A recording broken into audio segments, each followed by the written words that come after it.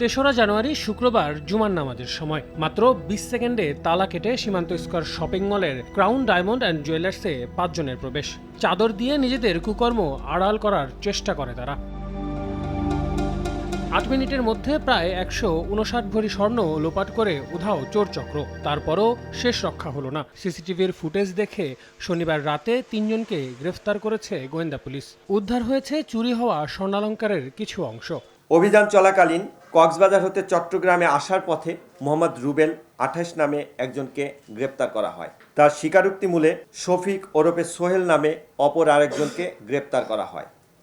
তাদের স্বীকারোক্তি মূলে কুমিল্লা জেলার একটি জুয়েলারির দোকান হতে ২৮ ভরি ১৪ আনা চুরি যাওয়া স্বর্ণালংকার এবং ২১ ভরি ১০ আনা চুরি যাওয়া স্বর্ণালংকারের গলিত স্বর্ণ উদ্ধার করা হয়। গ্রেফতার আসামিরা পেশাদার চোর। চুরি ছিনতাই কমাতে তৎপরতা বাড়ানোর কথাও বলছে পুলিশ। ডিবি পুলিশ এবং থানা পুলিশ যৌথভাবে এই অভিযান পরিচালনা করছে।